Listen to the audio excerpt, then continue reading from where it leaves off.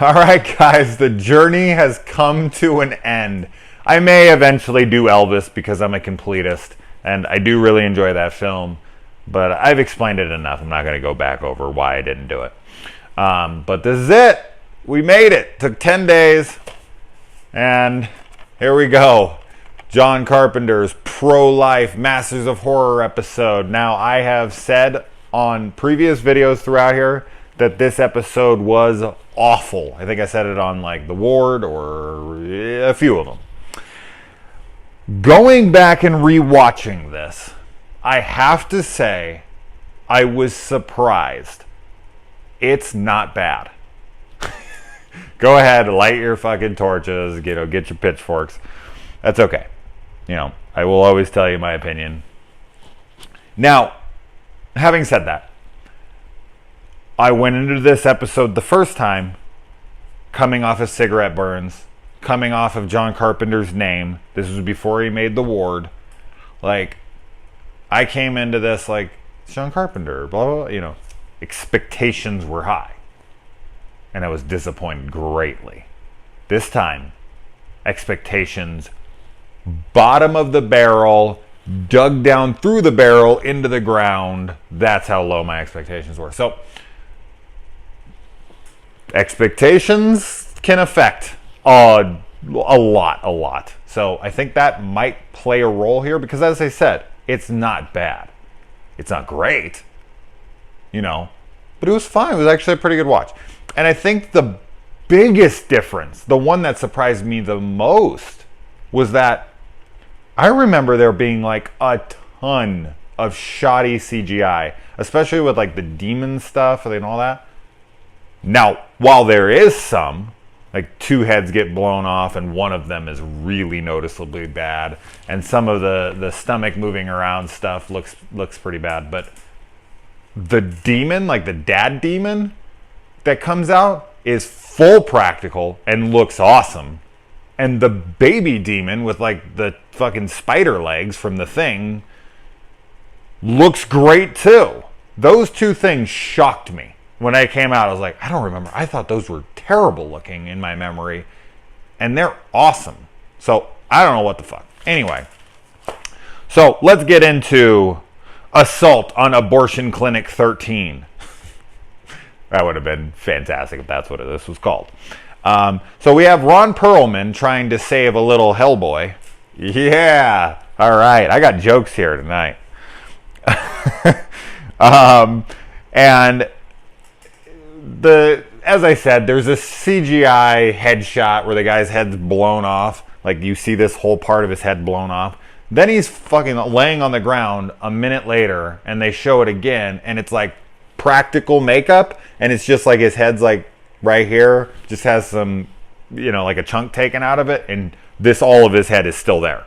I was like, it was a bad shot to shot right there. Like, you show me half of his head's blown off, and then the next shot, his whole head's there, and he just has a little like flesh wound, like he fell over and scraped his head on the concrete.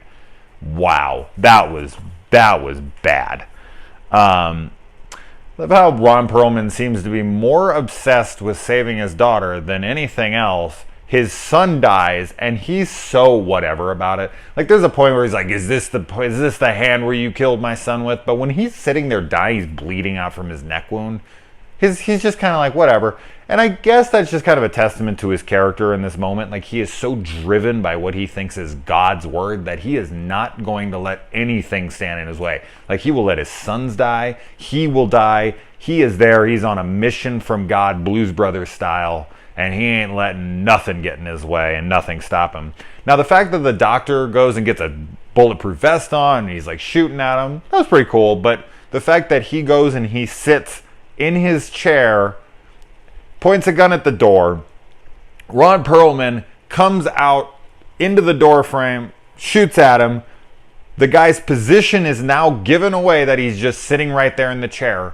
Perlman goes back into cover, whispers to his son over a good long period. Like, they have a talk, this whole thing. He whispers to his son, which would be clearly audible because there's no other noise taking place. Now, granted, people had been firing guns, so they wouldn't be able to hear, but let's ignore that kind of shit. why he wouldn't then move positions, knowing they were going to come attack, knowing that Ron Perlman knew he was just sitting in a deadline straight shot, is ridiculous. And yes, I think that if I was to talk to this character, he would be like, I'm a doctor, not a soldier. And it is very clear why he would just sit there is ridiculous. I mean, it was fine in the first time, but as I said, once his position was compromised, move a little over here or maybe over there, or get behind that, whatever.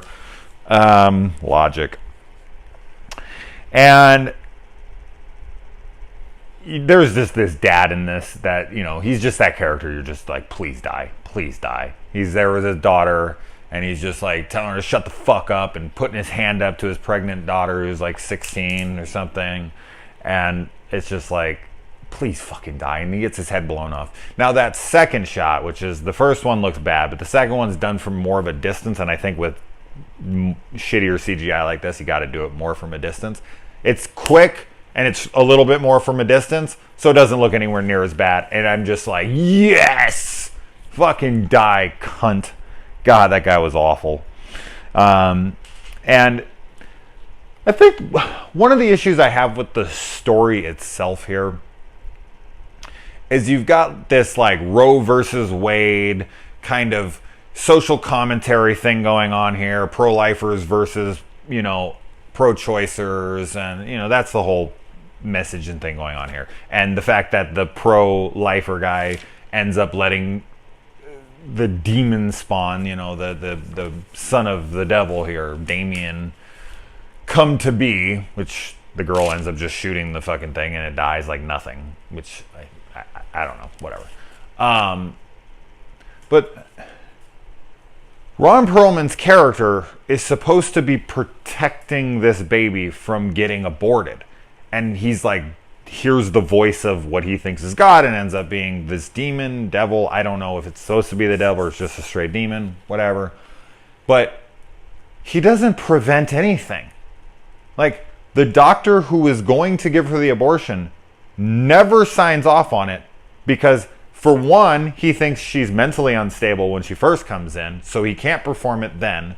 Then later, it's too far along because the pregnancy had, you know, exponentially started to grow inside of her to the point where he couldn't explain it medically, and he knew that if he tried to abort it, it would not only kill the baby, it would kill her. So he just lets her have it. I mean, it eventually just comes out of her. So whether he showed up or not, the baby would have still been born. The baby still would have got... In fact, the baby would have probably lived because that doctor wouldn't have got guns out. She wouldn't have had anything to protect herself. The doctors would have ran off and ran off, and the baby would have came out. The demon would have came up out of the ground, grabbed the baby, and they would have fucking lived happily ever after, or whatever the hell they want to do. So I just feel like Ron Perlman's character really didn't do anything and eventually just ended up getting the kid killed. The pro-lifer got the kid killed. Ha! Irony. So yeah, anyway, not a bad episode. Yes, there's some things and logical and all that, and I'll break that kind of stuff down, but that's not me bagging on the on the show, the movie, whatever you want to call this episode. That's just me pointing out the funny parts, just to kind of make you laugh, and to point out the ridiculousness of how people just ignore this shit when writing. But overall, I think because my expectations were in the trash can, I ended up being like, this is all right. This isn't bad. All right, guys. As I said, that's it. I am moving on now to something else, something I have been hinting at for a few weeks now or something. It's something I've been wanting to do for a while. It's a new thing, so let's go do it. I gotta go watch this film, and then I'm gonna come back with what it is. All right, guys, until then.